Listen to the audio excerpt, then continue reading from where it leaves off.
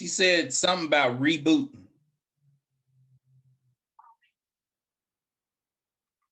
You got to reboot your computer, Stacy? Yeah, that's what I did. Are you sure I don't need to just send you the link again? No, because I can't even get it up. My computer's trying to reboot now. Oh, okay. That's the problem. She said her computer's trying to reboot.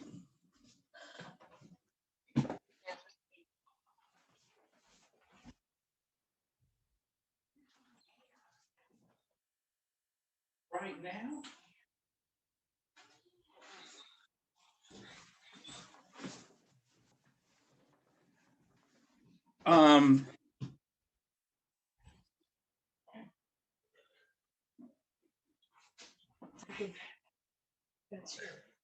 Mr. Walker, we're already, people on Facebook are already able to see us. They can't see it. Well, they not. They can't see us, they can hear us.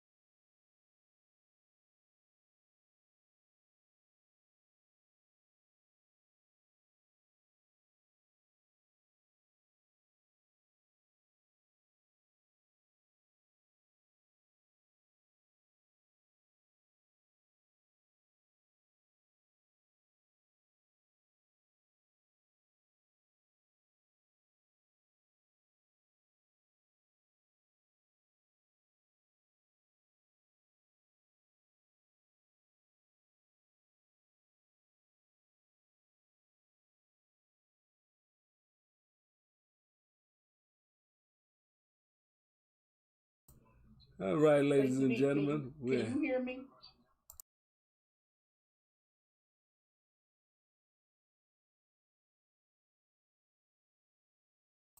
The show will begin shortly. We're having some slight technical difficulties.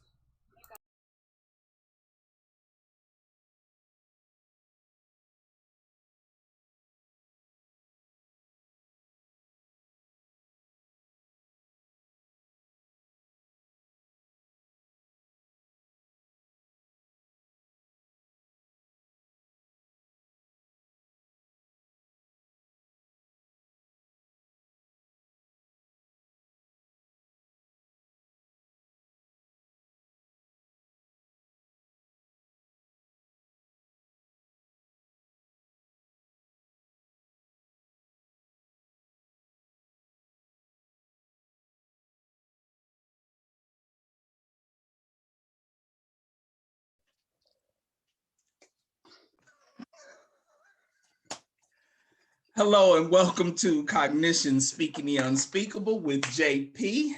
And Stacy D. I am JP Craddock, and that is the one and only Stacy D. Stacy, what happened, Stacy? Why are we starting the show late? You know what? It's Mr. Walker's fault again. Mr. Walker, she immediately blamed you. Throw me under the bus, why We're gonna end up firing Mr. Walker. I don't know how we're gonna do this. Wait a minute. End up having to fire Mr. Walker because I've been on this. Anybody that knows me. The early bird gets to work. I've been on here since 1:45, and then the whole system gonna mess up. So I'm gonna root mine because maybe it's me. Maybe it's me. Then I can't get in. Oh my God. Mr. Walker, she has blamed you for this situation. You just all threw under me the bus today. Okay. We are broadcasting remotely here on KUAW radio, or at least trying to, but we got Stacy. Well, I'm looking at the Facebook. Okay, we on now. Let's go. All right. Coming up on the show today, of course, we have mental health and illness in the news. We have our question of the day. And today, the question of the day is love is enough, right? May is Mental Health Awareness Month. So every week this month, we are going to cover a diagnosis. The diagnosis that we are going to cover today is relationship distress with spouse or intimate partner. But all that's coming up later on the show. If you hear anything that might be helpful or useful to anyone else, please share our show on your social media page. Stacy D, how are you doing? And also like us on YouTube and Facebook, and hit that, what is that button that we have to hit that'll give you a notification that we broadcasting live and live drive at 5. Hi, I'm doing wonderful, wonderful. Life is groovy. I love it. You know what? Gravy and groovy. Gravy and groovy. Can't do That's the gravy. a good life too many right carbs. there. Too many carbs. You know, I'm still working on thicky thin. I do. You know what? We get so caught up in just having fun on the air that I just forget about all my notes and everything. I did want to give DMX, the rapper. Oh my God, he was in our time in the 80s, just rough. I love it. You know, I want to be a rough rider on the motorcycle and all that. Boy, I wanted to be the next Eve, but dark skinned. And I love the Rough Riders. What are you about to say about DMX? DMX? He passed. Almost a year ago at this point, Stacy. I know, but I forgot to say it, so I still wanted to show my love for DMX. You know, rough. I had it in my notes also. You know, I just didn't discuss it that day. He passed on the same day as Queen Elizabeth's husband, Prince. Whoever. Stacy D. I'm sorry. But Don't DMX. talk bad about the Prince. But DMX. Woof. Yeah, it's unfortunate, the passing of DMX. I believe it was an icon. Some drug-related thing. A lot of kids. How many kids did he have? Like 12, 15? Yeah. A lot of kids. He believed in spreading his love. A lot, yes. Okay, so have you been jamming to DMX since he passed I've been jamming for a few weeks. Stacey? I sort of felt something about DMX because he was just so real, and you know his movies. I've been going back trying to get my black card back, watching his old movies because I never watched them before, because that's the time when I was in college or grad school, and you don't have time, and being a single mother, and you know, we have to carve out some time to kick it. So it was either kicking it or watch a movie. We was going to kick it. But yeah, and also, listen. Today is my baby's birthday. Liddy, love you. I will be at the bar kicking it on Two-Step Thursday at Esports Bar, KC. I will get my two-step on, and I'm going to be the flyest mama up in there too. Happy birthday to your baby. Birthday, baby. So, you guys are celebrating this weekend? She started yesterday with Cinco de Mayo. I wasn't kicking it with her yesterday, though. Oh, okay. That's her pre-birthday celebration. Okay. But also, I had another one. My son's birthday was Tuesday, and we kicked it with him on Tuesday. So technically, I'm like done with Stacy's D's children, but you know, I still have my gifted children. So they're getting ready to get started this month also. And I'm from this to September. May is a busy birthday month for you. And guess whose else's birthday it is this month? Who? The best co-host in the world, JP. I thought you was going to say Janet Jackson on May 16th. Oh, Janet's. Miss Jackson, a day before my birthday. Yes. But you know, JP is going to have one of those secret was it G3516, D3516 birthday parties that I'm not gonna hear about until I see it on Facebook, and then he gonna come on here and be like, okay, I just want to do apology to everybody. This time, me and the clique is gonna come and kick down the door. You know I'm good for kicking down doors. I'm around the clique. We're gonna get in Stacy the D. me and the clique I gonna never planned. kick the door down. We know where you live at. I never planned these birthday celebrations. The Well, person to take this up with Kelly. Your clique needs to be up in the house, or it's gonna be problems. Yes, you need to take this up with Kelly and Nadine. I have all their numbers. Because I don't know what's going to happen to that also day. Listening. I'm surprised they haven't did anything up here. I'm watching the chat. Hey, Nadine. I'm watching the chat. So Nadine, and you know Kelly's on here. So don't forget to click me, Ashton, and Terry, because we're going to go kick some doors down. They don't know who Ashton is, but okay. Kenny. There you go. That'll work. Okay, talking about friends. So let me tell you, and I got permission that I could share. Okay, so Joe and I have this mutual friend. I mean, once again, we go all the way back from Big Wheels and Rocking Chairs. And Kitty is really, her spirit is really an easygoing spirit. She just chill, laid back. But she's really chilled and laid back. But she has a problem with road rage. How in the hell can you be chilled and laid back and got a problem with road rage? So she's telling us about these, about these road rages problems, and she didn't get kicked out of Petco because the dog can't even go get groomed at Petco no more, because I don't even know how she got road rage up in the Petco, but that's for another story. But anyway, so I'm just cracking up. You know how when you're cracking up, you passing gas, you're about to peel yourself, because it was just too much, because I'm visualizing this. JP, were you visualizing it? Okay. I was dying laughing. So our mutual friend has a nice car, real nice, even though she be bumping into stuff and scraping it, and she can't drive neither, but she also has road rage. So she's down at the river market. She has her son with her. She has her dog with her. And this woman is not backing up so she can get this parking space. And she's like, move the hell, go out the way.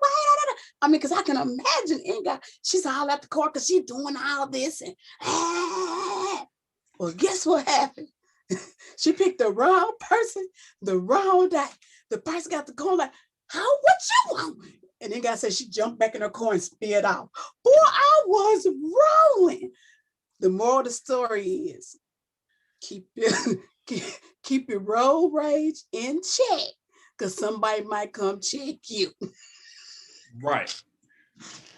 Where was she when this happened? Was she, because she needs to pick her areas of town better for her road rage, because you rode through the wrong hood with rage, and her and the car can come up missing. She said her son was like, can we just leave? Because the woman was walking up to the car. She rolled up on the wrong sister girl that day. At the river market. Really? She was at the river market, yeah. Well, it doesn't get rough at the river market, but it was about to get rough that day. It was going. I was rolling. Kenny. It was going to get rough. We're going to sit down and we're going to talk about this at the Cheesecake Factory that I haven't made it to yet, because we're going to have to really help you with your road rage, because I really love my friend and I don't want nobody to do nothing to her. Because somebody will do something to her. Man, but that was a hilarious story. Oh okay, God, Stacy D. So what, JP? I know you watched it. It took me a little bit to get through it, but I finally finished watching. There's this Genius series that highlights different individuals, Albert Einstein, Picasso. Well, after Picasso, they did Genius, Aretha Franklin, and I finally finished watching it. You saw it, right? Mm-hmm. I thought it was incredibly well done.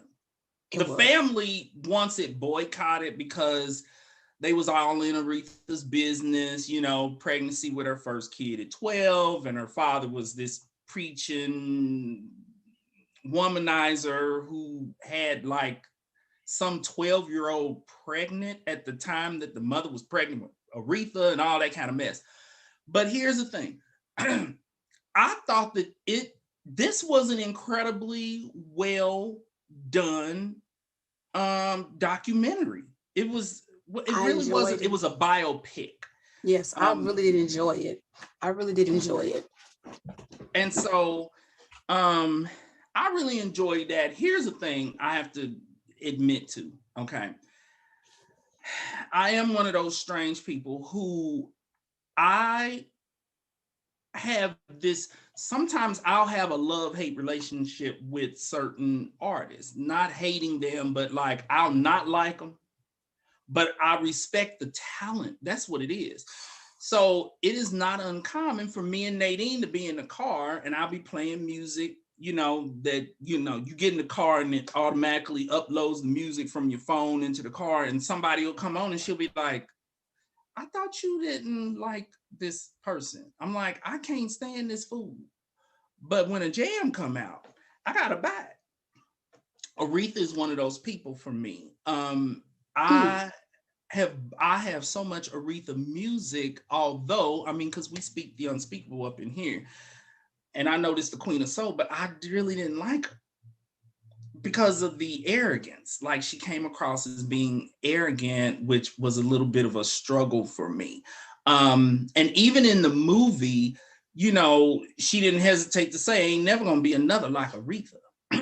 And there was this scene where after the Grammys, she was upset because Natalie Cole had beat her out for a Grammy, and she said she's getting beat by people who couldn't sing half as good as her. Aretha could have stood to be a little bit more humble. And so that was the reason why I didn't really like Aretha, but I liked her music. I liked her vocals. Now, as she got older, Nadine would sometimes make me turn off some of them songs because she's like, I can't handle that, because the vocals was a little different as she got older. But here's the thing. I think part of my reason for loving but not liking Aretha is because I disagreed with Aretha's profession and everybody else professing that she was the best singer ever. Now, Stacy D, you let me know, because this might be something for us to fight about, Stacy D. Okay? You don't want to fight. I feel like fighting. When you have singers like Mariah Carey, there was Whitney Houston, Anita Baker, Fantasia, Jennifer Hudson. When you have singers like that who have existed on the planet, and you know who's at the top of that list, don't you, Stacy D? Don't play with me, Stacy D. Don't play. See, you said you didn't feel. I thought you didn't feel like fighting. Who, Patti LaBelle is at the top of that list. And let me say something to all our listeners, okay? Because Patti is very humble. Patti was humble. Patti's like, she's the queen of soul. Aretha's the queen of soul. Love Aretha. She's the best. She's the best. When deep down inside, Patti know that she sang better than Aretha. Come on, let's keep it real. Any of our listeners who disagrees with me, by all means, go to our Facebook page and post a single song by Aretha Franklin that you think has better vocals than Patti LaBelle. And I accept the challenge, because I will post a Patti song blowing Aretha's vocals out of the water. Now, Stacy D, are you going to deny that Patti LaBelle had better vocals than Aretha Franklin? What they say, she had horns. Patti gets down on so many different octaves. I think I'm gonna tell you something about Aretha. Did you see how everybody put her on that pedestal? That pedestal though, everybody put her on a pedestal. So naturally, I'm gonna get on this pedestal. I'm gonna walk that pedestal. And I think that was some of her self-confidence and her self-esteem that just made her sort of like she did. Now I was really mad at her about how she did her sister. She was wrong for that because I'm really into family. My brothers and sisters, she was wrong for that one. No, you didn't want the song.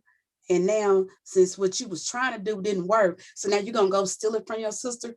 But that song, that was a bad song now. I'm giving him something he can A feel. jam. Well, wait a minute. She didn't just steal that song. She took the whole is real soundtrack. Her sister was gonna do the whole soundtrack. She swept in and took it. Like, because she was a reaper and she could do that. And her sister did not talk for a long time. And me being a parent, you know, and Joe, you probably dealt with this with the boys. Y'all have a 3-day period of not talking or getting along. After the 3 days, I'm stepping in. I just refuse to let my children have that type of animosity with one another. I just don't do it. I just don't do it. No. Well, but they did not speak for years. Understand years. She did some foul things. She but did. To her credit, but in the biopic, something he can feel. Ooh. In the biopic, come on, Mr. Walker, to let him know. Mr. Walker is not trying to party with you. Real. Are they gonna beep that out too? Because I'm singing. Long as you don't play the song, we should be okay. I was feeling good last week, y'all. I should have put that on. Okay. I don't think you breaking copyright laws by singing the song. But that was a bad song. She did apologize. It was that whole CD was good, but she did apologize. At least in the biopic, she apologized to her sister later. But she was so thirsty for success and fame that she was willing to do her sister dirty and other artists. Like, she would make mean statements about other artists. And even when she was living, I remember watching interviews that she would do and thinking, dang gum, she's mean and arrogant. Okay, well, we better stop. But she was very straightforward, though. She was very straightforward. She was straightforward. She was not very humbling at all. But no. I think her problem is that she really thought she should have been bigger than what she was, because everybody bigger than the Queen of Soul. Who's the Queen of Soul? What else is there? But she really probably felt she really wasn't the Queen of Soul, because like you say, with Patty and Natalie Cole, all there was still pow, pow, pow, pow. And she was like stagnant there for a minute. But I didn't know that she was married to her last marriage. She married a hell boy. Boy, she married a hell of one, didn't she? Yeah, she did. You know, I did like they portrayed her as one who would stand up against, because remember that one husband he had a little domestic violence in him. I like how they portrayed, like, he hit her and she knocked the hell back out of him. Like, what we doing? What? Because I am the Queen of Soul. Who are you trying to fight? And so you're right. She had a strong personality. I liked that. I liked Aretha's music. I liked the vocals, even when during that last couple of CDs where, you know, I had to play it when Nadine ain't around, because she's like, what is wrong with Aretha? I still liked it. But, like, come on now, let's keep it real. Have you seen the Mahalia Jackson story? Oh, it was wonderful. Yes. I was mad at Mahalia for taking the piano as money and had her living trifling. God don't like ugly and ain't too fond of pretty. Mahalia took the piano as the pianist. Yeah.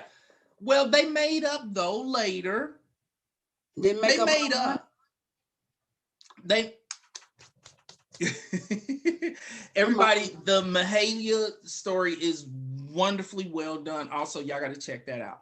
Okay, let's get to. We have time for a little bit of mental health and illness in the news. Stacy D, do you have any stories? Because I have one. No, I'm gonna let you have. Remember when Lady Gaga's dogs were kidnapped and the assailant shot her friend slash I'm glad you're dog coming back around to that one. Yes. Yeah. Well, because what has happened back then, she offered a $500,000 reward for the safe return of the dogs. And I almost talked about this on the show when it happened. My thoughts were, okay, I understand you love your dogs, but why don't you offer $500,000 to catch the assailants who shot your friend? And so a woman immediately turned over the dogs, and it was supposed to be no questions answered. Well, last week they arrested that woman because apparently the woman and 4 other people were in on the whole thing, which is the other thing that I was thinking. If you offer a reward for the return of your dogs, you putting your dogs and every other celebrity's dogs in danger, because it's like, I can take their dog and return it and no questions asked and get $500,000. But apparently the police don't play that. And just because a celebrity says no questions asked, I'm gonna give you this money, the popos are like, we want to know, where'd you get that dog from? How'd you find that dog so fast? And they arrested the person. So all of those people who did that are now under arrest, as they should be. Good. Yeah. So here's another interesting story for mental health and illness in the news. The military is in the process of changing its policies, finally, on how sexual assault cases are handled. Good. What they are going to do is remove the chain of command in the investigations, because, you know, I've done military trainings for PTSD treatment, and people would be shocked at the amount of sexual assaults that take place in the military. And people would also be shocked at how many males are sexually assaulted in the military by superior officers. And so having superior officers involved in the investigation of sexual assaults, I never thought that made sense. I always thought that that was ridiculous. And so now that they are working on removing the involvement of superior officers, now maybe they can finally start making a dent in the ridiculous number of sexual assaults against men and women in the military. The numbers are ridiculous. And so I'm just happy to hear that. Okay. Let's get to the question of the day. Mr. Walker, what'd you do with Stacy D?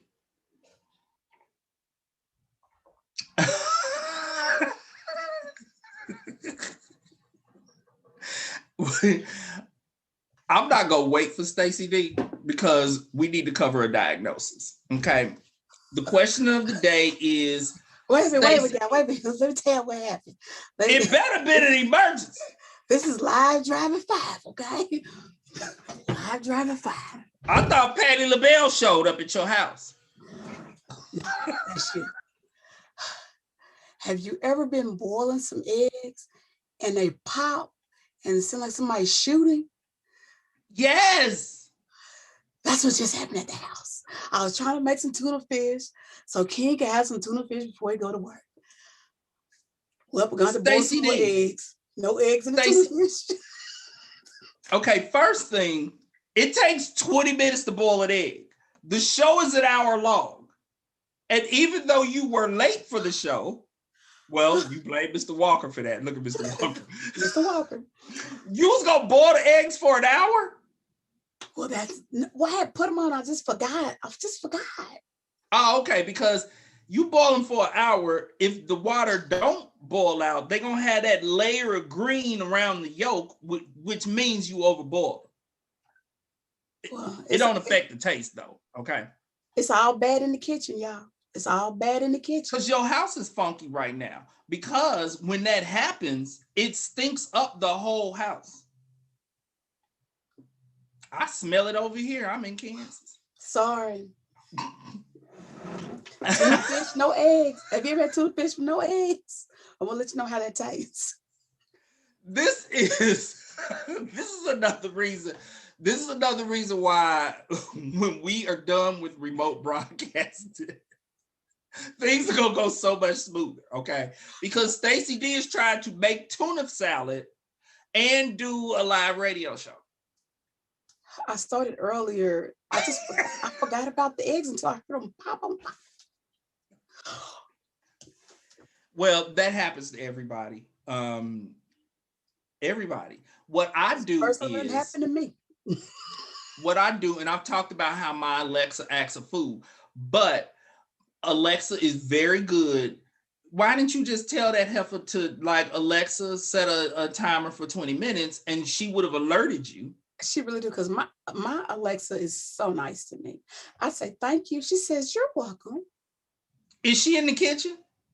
No, she's in the living room, but I have an open concept. The living room and the kitchen is right there. So, Okay. but she didn't hear the Would air you popping. put the heifer to work? Okay. Okay. Just set the timer and then you ain't got to worry about these things happening. Okay. Before we do the question of the day, let's cover the diagnosis first. Okay, the diagnosis is relationship distress with spouse or intimate partner. Now, on our Facebook page, there is the diagnostic symptomatology tracking form. The good news is you do not need that. To our listeners, you do not even need to track the symptoms for this particular diagnosis. This is not a diagnosis where you have to track a certain amount of symptoms and have a certain amount in order to meet the criteria. This is a psychosocial diagnosis that is very brief and simple. When couples You let them know what a psychosocial diagnosis is, JP? Yeah, I'm sorry. I thought I have covered that before on the show, but diagnoses, you have psychosocial diagnoses, which are, they deal with life circumstances, okay? Extreme homelessness is a diagnosis. Poverty is a diagnosis. These are different psychosocial diagnoses. You have psychiatric diagnoses, which are, bipolar disorder and major depressive disorder, schizophrenia, those types of things, schizoaffective disorder. Okay. You have your behavioral diagnoses, which are conduct disorder, oppositional defiant disorder. Those are, your behavioral diagnoses. And then of course you have your developmental diagnoses, your autism and different things like that. Okay. So, 4 different classes. Yes. When couples are experiencing some marital problems and they decide to go to marriage counseling, the diagnosis is relationship distress with spouse or intimate partner. And the code is V61.10. Okay. And basically all it means is you're having some problems in your marriage and you want to work them out, and the problems in the marriage are affecting your functioning and your partner's functioning. Now, there's 3 categories for how the functioning is affected. There's behavioral, and behavioral impact of marital problems could be anything from you might be screaming, cussing, throwing cast iron skillets, like you acting a fool. Okay. So basically, is that even getting physical? Yes. Another? Yes. And in the DSM-5, the way they term it is conflict resolution difficulties. But we on Speaking the Unspeakable, acting a fool. Okay. Acting a fool. Also, putting hands on each other. Putting hands, the verbal assaults, all those different things. But a couple of other examples of the behavioral impact or dysfunction is withdrawal, when one partner withdraws from the other, cuts the person off, shuts down, or over-involvement, which is almost appearing to be aggressive in, just all over your spouse or your girlfriend or boyfriend. So those are the behavioral impact. Cognitive impact is the second of the 3 ways that marital problems can affect a person. And the cognitive effects are having a negative outlook or assessment of your spouse or partner's intentions, misinterpreting their intentions, or filtering everything they do through a negative lens. Not everything that they do, but just having a negative outlook on them, the marriage, or dismissal of any positive efforts. Okay. And so I'm gonna give you an example of this. Say that you guys are having problems, and maybe that your husband work at night, and you just wake up in the middle of the night and you call him, and he has a real bad attitude. Like, why are you checking in on me? No, I'm not checking in on you. I just woke up and thought about you. There you go. Because cognitively, cognitively, his thoughts are in a negative place. It's in a negative place, exactly. And he's filtering your actions, even your positive actions, through a negative filter. Yes. Okay. And so, and then the third area of dysfunction and the third negative impact of marital or relational problems are affective. In therapy, affect is our emotions, our mood state. Okay. And so clinicians, we call it affect, but it's the outward presentation of your mood. And so that can be anything from chronic sadness, apathy, which is the clinical term for not caring. Just when sometimes one or both people in the couple are like, I'm done. I don't care. I don't care. Check you can out. stay. Check out. You check out. Yes. You can stay, you can go, you can pack your crap. I don't care. Go to your mama's house. Go to your daddy's house. Whatever the case may be. Okay. Any house anger. but this house. Anywhere but this house. Right. So the anger, mood dysregulation in general, which could be labile mood, which is, just mood swings. So those are the three areas: behavioral, cognitive, and affective. When a couple is struggling, it can affect you in those areas. This is a diagnosis that is being covered today because Stacy D and I want to normalize, because this is Mental Health Awareness Month, and we want to normalize some of these diagnoses, okay? Because sometimes people, especially the stigma, especially in the Black community, is that, well, you're mentally ill if you have a diagnosis, and you're mentally ill if you go to therapy. There are no perfect marriages. You're also a weak person if you go and try to get some type of counseling. You're not strong, but the opposite is actually the opposite. Right. You are weak for not getting help. If you're having a heart attack and you don't go to the hospital, it's the same difference. There's no difference in it. Exactly. Very well put, Stacy. My hands smell like tuna fish. And burnt eggs. I told you I smell them burnt eggs over here.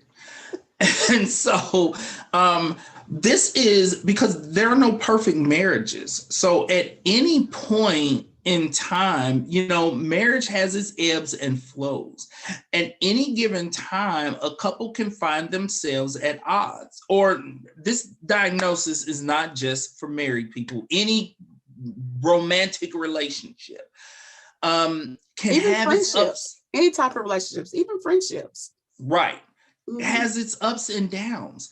And so if it is having, its little down moment, and it is affecting you in one of these three areas, the therapist may levy this diagnosis. Please do not think this means that you are insane, like you are having marital problems.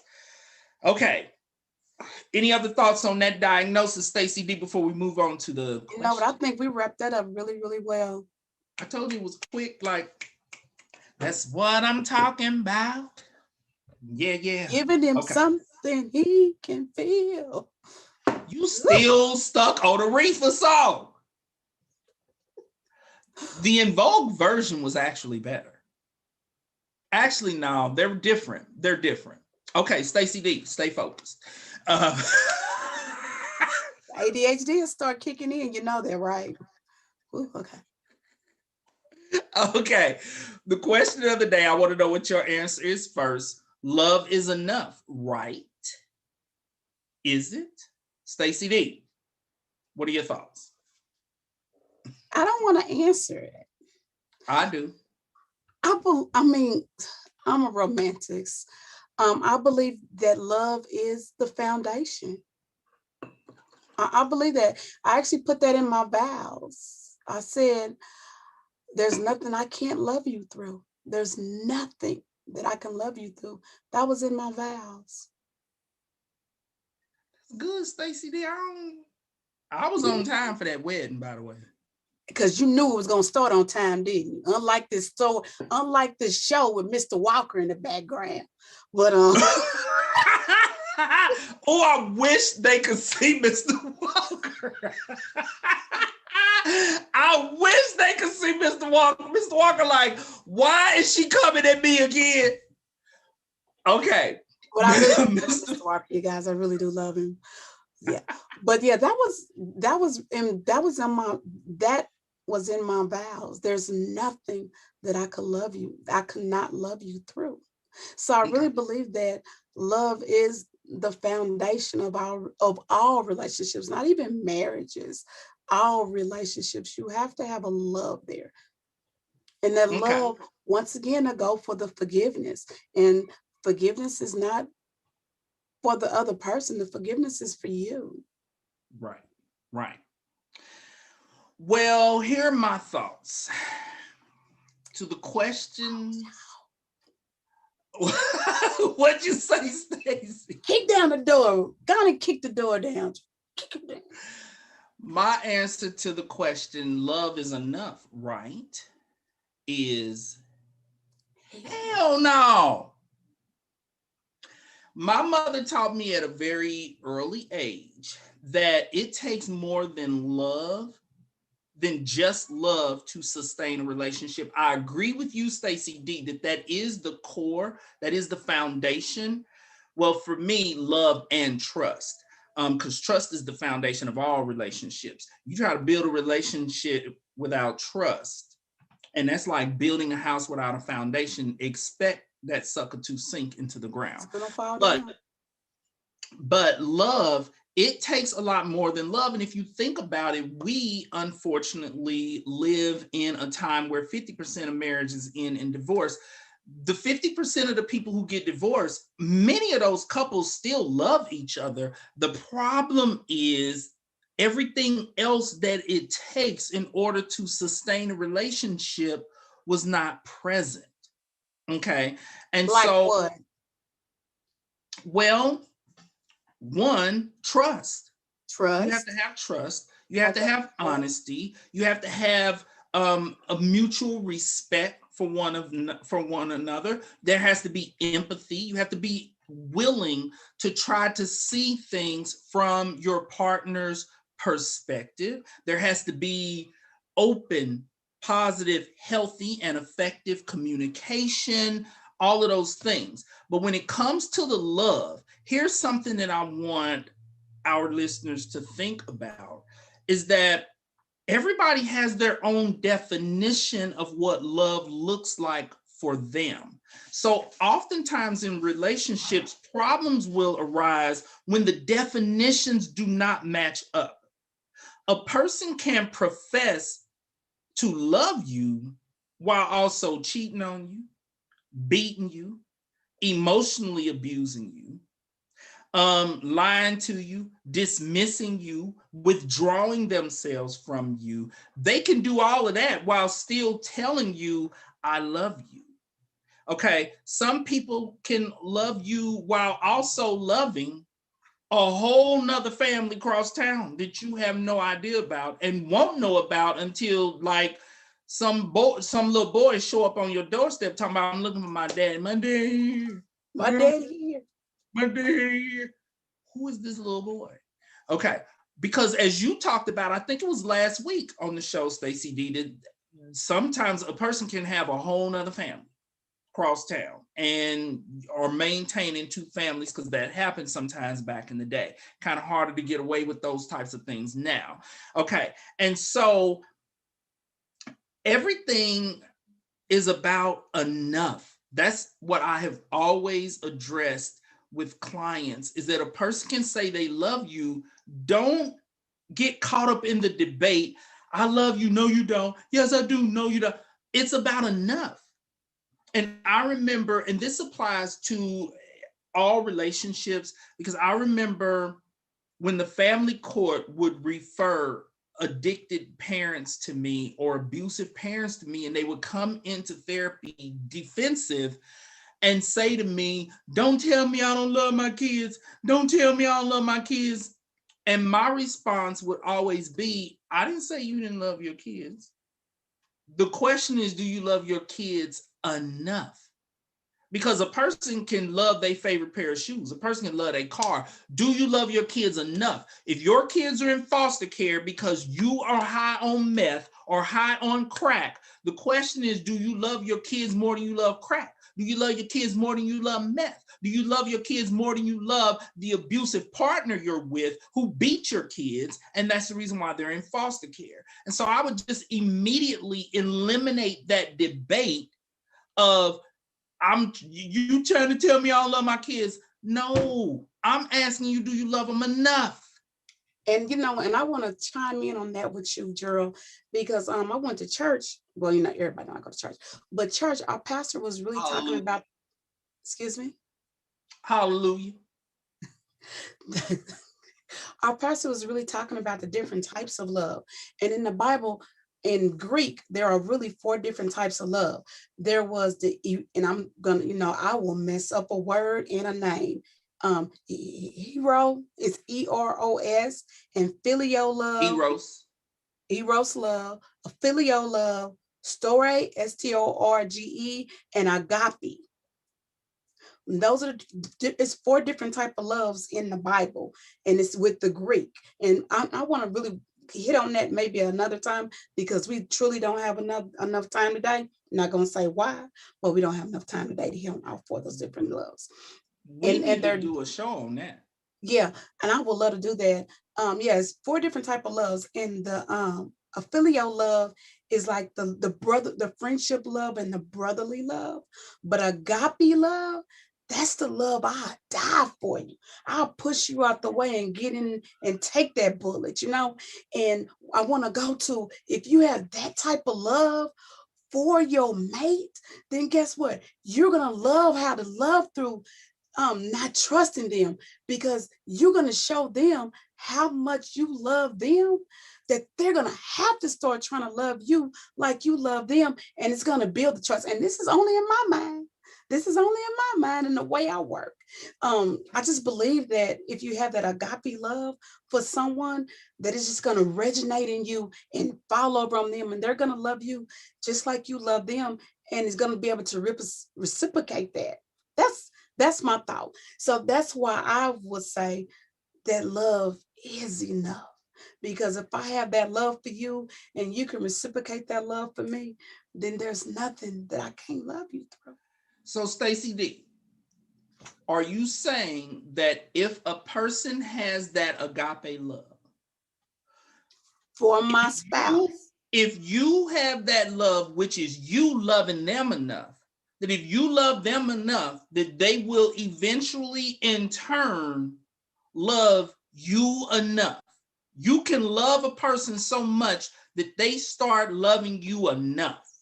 Yes, it will come, because you will not, and this one, once again, this is and I'm just speaking from being a spouse and that Proverbs 31 wife that I always talk about. If you can continue to be humble, even though he does this and he does that, and you know what? We as women want to look back at those mothers and those wives in the 30s and the 40s that did have those different type of families everywhere and was being unfaithful. They were somewhat of a Proverbs 31 wife. But nowadays, I'm most definitely is a woman that can hold my own. I could hold a whole family up on my shoulders, but that's not my role. That's for my husband.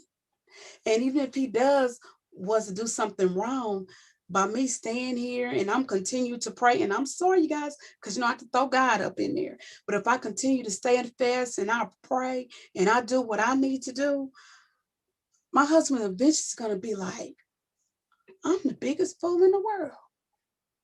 I need this woman right here.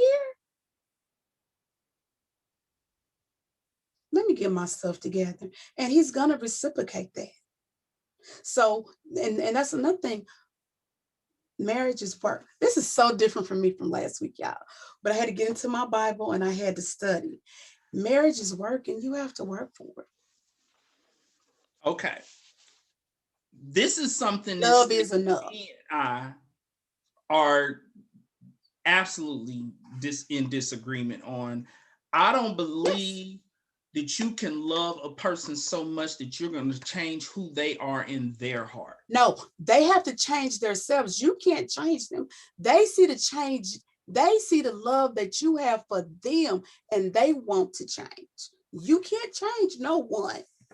I see so many men and women in therapy who have spent years trying to love someone so much that that person then in turn begins to love them enough. You cannot change who a person is in their heart. When it comes to love and loving enough, the question is, because a person can easily profess to you that they love you, but they need to love you enough to. Love is an action word. That's an action. That's a verb. You have to show someone you love them.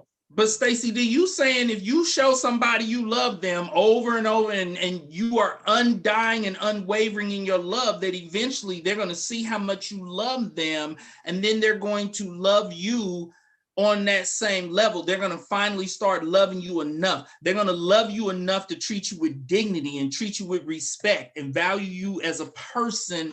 And I disagree. Love, and that's fine. A person where they are in their heart is where they are. And no matter how much you love a person, this is the mistake that many of my female clients make this mistake more than my male clients. So many of my female clients tell themselves, I'm going to love him so much, he'll stop beating me. He's going to stop cheating on me. He's going to stop because he's going to see how much I love him, when the truth of the matter is he already sees how much you love him. And he's going to be who he's going to be, because ultimately at the end of the day, a person is going to fall back on their true, authentic self. And the problem is, when a person has a different definition of love than what you have, sometimes you are expecting them to love you in a way that they can't even fathom. They don't even come from that world. And once again, that goes with communication. You're going to have to communicate with your mate, you know, how you view love. I just really believe, JP, I'm not wavering off of this. I truly believe this. With prayer. Oh, I believe you believe it. With prayer and love. And if that's the one you want, now, if he's beating on you, we're talking about all of that, Stacy D, because how many, and we've talked about male victims of domestic violence. That's true. What you're saying is contradictory to what we covered when we covered male victims of domestic violence. Well, you know what? I might be contradicting it. I don't care. But if it's your how many people think that they're going to love a fool so much that that fool stops beating them? But if you are in a relationship with someone who the world they come from, that is love. If they grew up in a domestically violent household, that's what they saw love as. If they grew up in a household where their father had 2-3 women on the side, you are a creature of your environment. You are a creature of your environment. Yes. And so that's their definition of love. And the bottom line is, when it comes to the question of you love me and that's enough, right? Is it enough? Is the person loving you enough? The bottom line is, do you love yourself Yes, you got enough? to love Do you yourself. love yourself enough to expect and demand to be treated well in a relationship? Or do you lack self-love? Because some people get so focused on trying to love their partner so much that they then start loving them that they fail to realize you are sacrificing yourself and selling yourself out. You're not loving yourself enough. So 10, 15, 20 years can go by of you loving this person enough, hoping that one day they're going to love you enough, to the detriment and the sacrificing of your own soul. That's where this We're going to do this on, we're going to have to have a part 2 of this, and I'm going to come with my gun next time. How about that? My AKA, and gonna blow come your prepared. 9 out the box. But yeah, we're most definitely gonna have a part 2 of this, because we are on 2 totally different parts of the spectrum. And I want you to understand too that I'm not that when I'm saying this type of love is not for any Tom, Dick, or Harry. This is for your spouse. For your spouse. I'm talking about love in relationships, whether it's your spouse, your boyfriend, your girlfriend, even your friend. Every person who tells you they love you does not share the same definition of love that you have. And so the question is, do you love me enough to treat me as I deserve to be treated? And do I love myself enough to demand and to expect that treatment? Because a person is only going to love you. Back to, is love enough? And that's exactly what you're saying. Do I love myself? Do I love myself enough? Do you love me enough? No, it starts with, do you love yourself enough? Exactly. To demand and expect to be treated well. So yes, we're gonna have to revisit this, Stacy D, because all of my clients who are in abusive relationships, who are listening to what Stacy D saying right now, do not show up to therapy talking crazy. Now, mind you, hold on. I have been in, my first marriage was an abusive relationship, and guess what happened? You didn't love him enough for him to stop being abusive? Because you just said that you could, Stacy D. But that wasn't the love of my life. See, that's it. He wasn't the love of my life. And I look at Mr. Walker. D. Guess what? Yeah, it was an abusive relationship, but I carved Stacy D in the back of his back too. But and he got divorced. Deuces. Okay. Let's wrap it up, Stacy D. Thank you all for joining us today. This is JP and Stacy D. With Stacy D. Thank you for joining us. And remember, worry about nothing and pray about everything.